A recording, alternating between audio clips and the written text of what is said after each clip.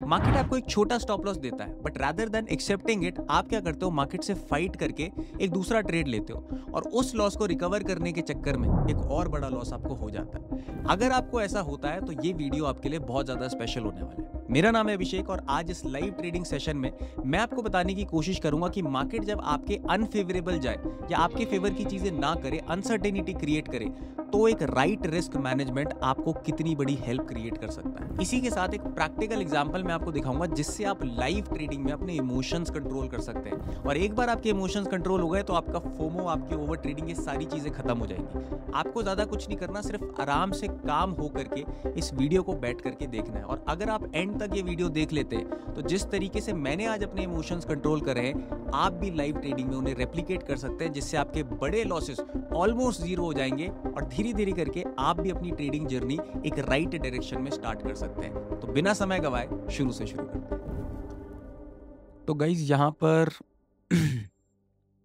दो लॉट मैंने शॉर्ट कर दिए हैं फ्यूचर्स के। जो मेरा प्रायर बायस था वो काफी डिफरेंट था। लाइव में मुझे क्या समझ में आया, कौन सी कैंडल पर मैंने एंट्री ली, उसके बारे में भी बात करेंगे। पहले थोड़ा सा मार्केट को मूव होने देते हैं। मैं क्यों ऐसा बोल रहा हूं, क्योंकि ये थोड़ा सा हाई रिस्क ट्रेड है और आप देखेंगे जब ट्रेड हाई रिस्क हो जाता है, मेरे सेटअप्स के हिसाब से जो ट्रेड लो प्रोबेबिलिटी एग्जीक्यूशन है, तो मैं क्या करता हूं, अपॉर्चुनिटी नहीं मिस करता हूं लेकिन क्वांटिटीज कम कर देता हूं।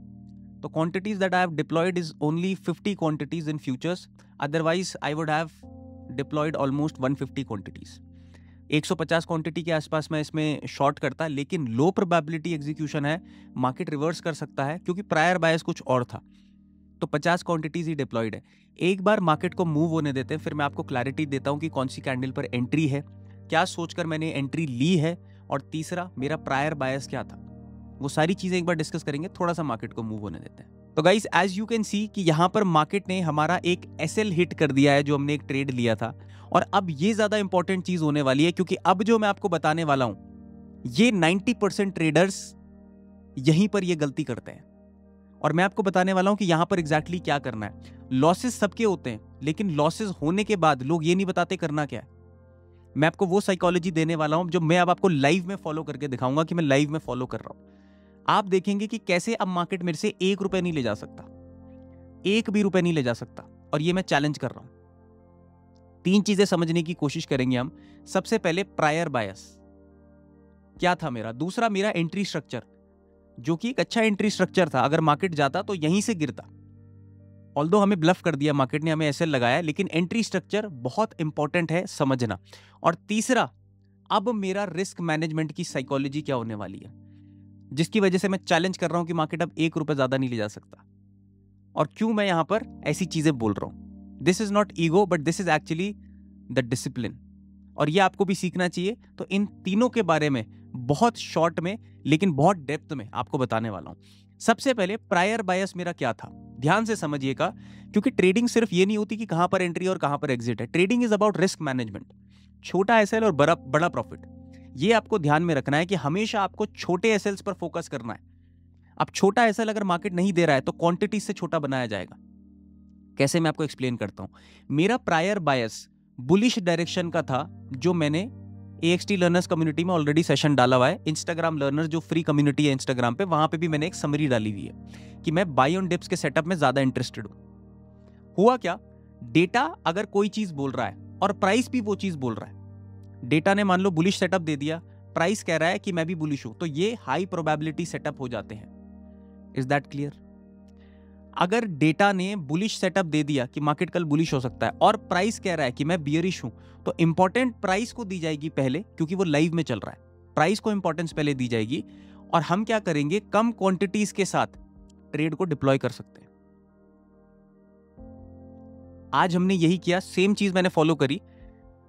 प्रायर बायस को दिमाग में रख के मुझे पता था कि यार हो सकता है मैं गलत हूं प्राइस एक्शन को देख करके, इसलिए मैंने क्या किया, ट्रेड जरूर लिया, लेकिन आप देखोगे कि क्वांटिटीज कम कर दी थी, जो शुरू से मैं कह रहा हूं। And this is the actual risk management, जिसकी वजह से हुआ क्या, आज हमारा एसएल भी गया तो भी उतना नहीं गया जितना हमारा रिस्क पर डे होता है। किस कारण से, अगर मैं 150 क्वांटिटी डिप्लॉय करता तो हो सकता है मैं एक बहुत बड़ा एसएल लेता यहां पर, क्योंकि आज मेरा एसएल बड़ा था। लेकिन क्वांटिटीज मेरी कम थी, तो ऑल्दो पॉइंट्स ज्यादा यहां पर चले गए, लेकिन कम क्वांटिटीज होने की वजह से पैसा नहीं ज्यादा लूज किया। This is the main thing. Prior bias की वजह से क्वांटिटीज डिप्लॉय कितनी करनी है, इस पर ज्यादा चर्चा हुई, इस चीज को ज्यादा समझे हम। दूसरा, एंट्री स्ट्रक्चर। प्रायर बायस समझ के कि उसके हिसाब से मैंने कैसे क्वांटिटीज चेंज करी। इस कैंडल पर मैंने एंट्री बनाई, क्योंकि यही एक कैंडल थी जहां पर बायर फंस सकता था। This was the only candle. यहां पर आप देखोगे तो सारे सेलर्स एंट्री ले रहे हैं। एक छोटा सा सपोर्ट मुझे यहीं पर मिला, और मैं एक्सपेक्ट कर रहा था कि अगर ये सपोर्ट एक बार टूटता है ना, तो मार्केट एक मोमेंटम दे सकता है, but not a high probability execution, क्योंकि डेटा जो था वो कुछ और कह रहा था। इसीलिए हमने एंट्री भी ली, लेकिन क्वांटिटीज गिरा करके ली। Is that understood? ये था एंट्री स्ट्रक्चर। अब ध्यान दीजिए कि क्यों मैंने आज ऐसे बोला कि अब मार्केट ₹1 नहीं ले जा सकता। क्योंकि मेरा 2 ट्रेड का सेटअप होता है। पहले ट्रेड में अगर एसएल होता है तो मैं क्या करता हूं, दूसरा स्टॉप एंड रिवर्स करता हूं। बट कब आपको स्टॉप एंड रिवर्स नहीं करना है? अब देखिए, मार्केट मेरी हाई प्रोबेबिलिटी डायरेक्शन में आ गया है, मुझे अपनी फुल क्वांटिटीज डिप्लॉय करनी पड़ेंगी अब 150 के आसपास या उससे ऊपर। होगा क्या अगर मैं यहां पर 150 क्वांटिटी डिप्लॉय करता हूं और जस्ट इन केस मार्केट मेरा एसएल ले लेता है?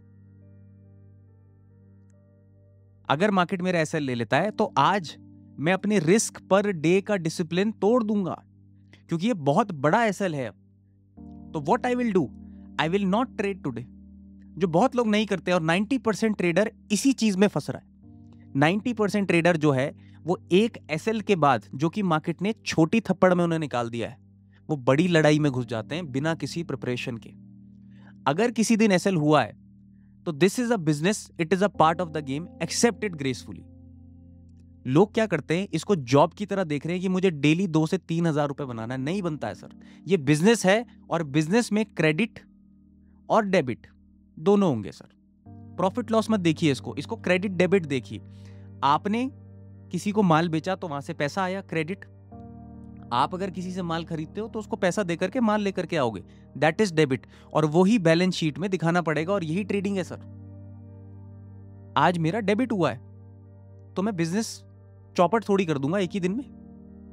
जो इतने साल का मैंने बिजनेस बनाया है वो एक ही दिन में थोड़ी चौपट कर दूंगा एक छोटे एसएल के चक्कर में। मैं क्या करूंगा, आज इसको डेबिट की ट्रांजैक्शन में डाल दूंगा, माइंडसेट काम करूंगा, और कल मार्केट ने दोबारा खुलना है, कल मार्केट में ट्रेड करने आ जाऊंगा। बट मुझे अपना डिसिप्लिन नहीं खराब करना है रिस्क मैनेजमेंट का। और ये ईगो नहीं थी। अब आप समझ रहे होंगे कि ये डिसिप्लिन है कि मार्केट ले जा ही नहीं सकता। जब मैं क्वांटिटीज ही डिप्लॉय नहीं कर रहा हूं तो मार्केट कैसे ले जा देगा?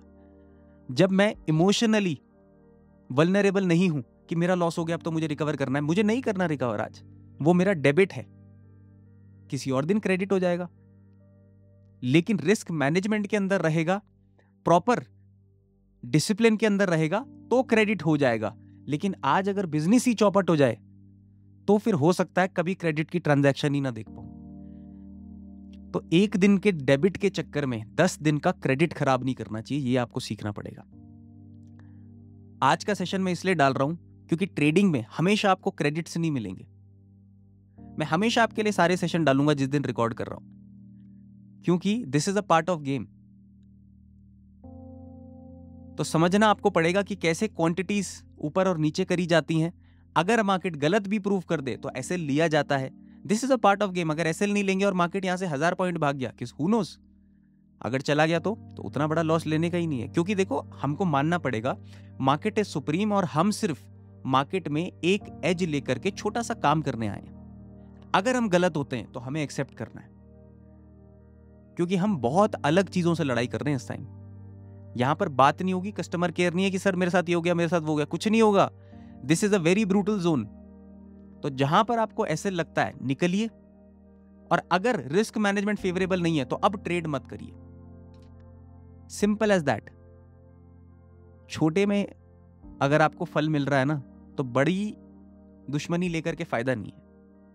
आज के लिए मार्केट मेरा नहीं है, किसी और दिन देख लेंगे। This is the actual learning that I want to give. क्योंकि देखो, कोई भी स्ट्रैटेजी दोस्तों 100% प्रोबेबिलिटी के साथ नहीं चल सकती है। Nobody is perfect. Even the market is not perfect. मैं आपको अभी भी बोल रहा हूं, मार्केट परफेक्ट होता तो सर्टेन होता, बट मार्केट अनसर्टेन है, और uncertainty is the real game. आपको एक्सेप्ट करनी पड़ेगी अनसर्टेनिटी। बहुत लोग इसको सिंपल समझेंगे कि सिंपल ही तो है, लेकिन आप उनसे पूछिए जिन्होंने 40-40 लाख डुबा दिए सिर्फ ये सोच के कि यार ये चल जाएगा मेरे फेवर में। हमें कोई भी इमोशनल डिसीजन नहीं लेना कि देखो इतनी बड़ी कैंडल है तो ऊपर ही जाएगा मार्केट, हो सकता है पलट जाए सर, कैसे लेंगे इतना बड़ा लॉस दोबारा? दिन का एक ही लॉस लेना है, और अगर वो आरपीडी रिस्क पर डे के हिसाब से हो रहा है या उसके आसपास है, दूसरा नहीं लेना सर, दूसरा नहीं लेना। अंडरस्टूड? तो ये चीज आपको इंप्लीमेंट करनी है अपनी ट्रेडिंग स्टाइल में। Trading is not only about credits, it also about debit. ये चीजें समझ लीजिए, बहुत हद तक आपकी ट्रेडिंग अच्छी हो जाएगी। उम्मीद करता हूं इस वीडियो से भी आपको कुछ सीखने को मिलेगा, because it is not always about momentum, it is about risk management, psychology and discipline that will benefit you in the long term. It's not the only strategy that will benefit you.